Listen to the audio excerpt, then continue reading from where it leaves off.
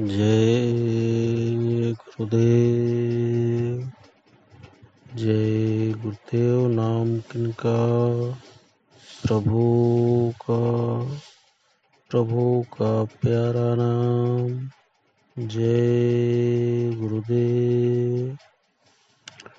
स्वामी जी महाराज एक बार सत्संग सुनाते हुए बताए कि संत की अवस्था और उनकी नम्रता। जैसे कि पहले भी उल्लेख किया जा चुका है, पलटू साहब ने संत गोविंद साहब से नामदान लेकर लगन के साथ नाम का अभ्यास किया और भव सागर को पार कर लिया। वह परम धाम में पहुंचकर परमात्मा से अभेद हो गए थे। आपकी वाणी में इस बात का उल्लेख पाया जाता है। आपके ऐसे कथनों को गर्भ भरे वचन समझना भारी भूल होगी। संत तो नम्रता के पुंज होते हैं।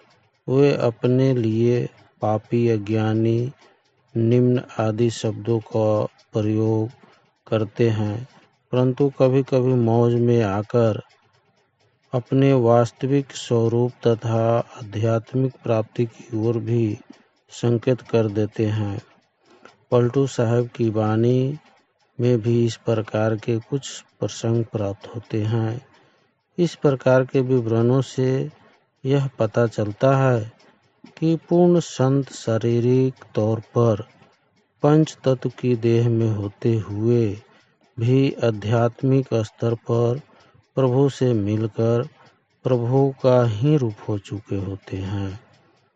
ऐसे प्रसंग निर्बल अज्ञानी जीवों को यह प्रेरणा देते हैं कि वे भी प्रभु की भक्ति द्वारा प्रभु में समाकर उसका स्वरूप बन सकते हैं। जैसे कि उपदेश के अध्याय में बताया जा चुका है, पलटू साहब ने अपनी वाणी में अपने गुरु की भरपूर महिमा की है और अपने ऊपर उनकी दया के लिए उनकी शुक्रगुजारी प्रकट की है। आपको इस बात का पूरा विश्वास है कि यदि गुरु से नामदान मिला तो इसका कारण प्रभु की आप पर दया दृष्टि ही थी। अन्य संतों की तरह आपने भी अपने महान कार्य का श्रेय कहीं गुरु और कहीं प्रभु को दिया है। जैसे कि नीचे दिए जा रहे कुछ पदों में देखा जा सकता है। झंडा गड़ा है जाए के हद बेहद के पार, हद बेहद के पार तू जह अनहद बाजे, जगमग ज्योति जड़ाओ शीश पर छत्र विराजे, मन बुद्धि चित रहे हार नहीं को वह घर पावे, सूरत शब्द रहे पार बीच से सब फिरी आवे, वेद पुराण की गम सके ना उहवा जाई, तीन लोक के पार तहाँ रोशन रोशनाई, पलटू ज्ञान के परे हैं तकिया तहाँ हमार, झंडा गड़ा है जाए के हद बेहद के पार। परम धाम में पहुँचे हुए पलटू साहब कहते हैं कि मैं तो उस लोक में पहुँच गया हूँ जो सृष्टि की सीमाओं से ही नहीं समय और स्थान से भी परे है। वहाँ सदा अनहत नाद का बाजा बजता रहता है। अब मैं वहाँ के सिंहासन पर बैठा हूँ जिसके ऊपर ज्योति के जगमगाता छत्र सुशोभित है। मनुष्य के मन, बुद्धि तथा चित्त तीनों ने हार मान ली है, क्योंकि इन तीनों में से किसी की भी उस धाम तक पहुँच नहीं है। केवल सुरत शब्द योग का मार्ग अपनाने वाले ही वहाँ पहुँच सकते हैं। अन्य मार्गों से जाने वाले सब बीच में से ही लौट आते हैं। पलटू साहब कहते हैं कि उनका वास ज्ञान से परे वेदों और पुराणों की पहुंच से बाहर और 3 लोकों से ऊपर है, जहाँ उज्ज्वल प्रकाश है। आदि अंत हम ही रहे, सब में मेरो वास, सब में मेरो वास, और न दूजा कोई। ब्रह्म विष्णु महेश रूप, सब हमरे हुई। हम ही उत्पत्ति करे, हम ही संहार। घट घट में हम रहे रहे, हम सबसे न्यारा। परम ब्रह्म माँ भगवान अंश हमरे कहलावे। हम ही सोहं शब्द ज्योति है, शून्य में आवे।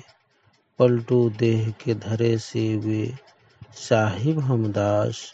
आदि अंत हम ही रहे, सब में मेरो वास। पलटू साहब हमें यह बता रहे हैं कि वह परमात्मा से भिन्न नहीं है। पलटू साहब कह रहे हैं कि जब सृष्टि का आरंभ हुआ तो केवल मैं ही था, और इसका अंत हो जाने पर भी केवल मैं ही रहूँगा। सब प्राणियों में मेरा ही निवास है, किसी और का नहीं। ब्रह्मा विष्णु और शिव के रूप भी मैंने ही धारण किया है। मैं ही सृष्टि को उत्पन्न और नष्ट करता हूँ। मैं हर शरीर के अंदर विद्यमान हूँ, पर फिर भी सबसे अलग रहता हूँ। परम ब्रह्म और भगवान कहलाने वाली सब शक्तियाँ मेरी ही अंश है। सोहं के मंडल में सुनाई देने वाला नाद मैं ही हूँ, और शून्य मंडल की ज्योति भी मेरा ही रूप है। सारे संसार का स्वामी वह परमात्मा ही नर देह धारण करके अपना एक सेवक यह पलटू बन गया है। सृष्टि के आदि में केवल मैं ही था, और सब इसका अंत हो जाएगा, तब भी केवल मैं ही होगा, क्योंकि मैं स्वयं परमात्मा ही तो हूँ। होनी रही सो है, गई रोई मरे संसार। रोई मरे संसार, काज कुछ उनसे नाही। गए हाथ से नींबू की, तेहीं से सब पछताही। भय के काग से हंस काग सब निंदा करते। लोहा से भय कनक, सोच सब लोहा मरते। ज्ञानी अब हम भय, रोमे सब मूरख संगी। तिल से भय फुलेल, तिल सब मार तिलंगी। पलटू उतरे पार, हम भार झोंकी सब भार। होनी रही सो है, गई रोई मरे संसार। पलटू साहब कहते हैं कि जो होना था सो हो गया। अब लोग चाहे रो रो मरते रहे, मुझे क्या फर्क पड़ता है। मुझे अब उनसे कोई काम नहीं रहा। मैं तो उनके हाथ से बच निकला हूँ, इसीलिए सब पछता रहे हैं। सतगुरु की संगति से मेरा काया पलट हो गया है।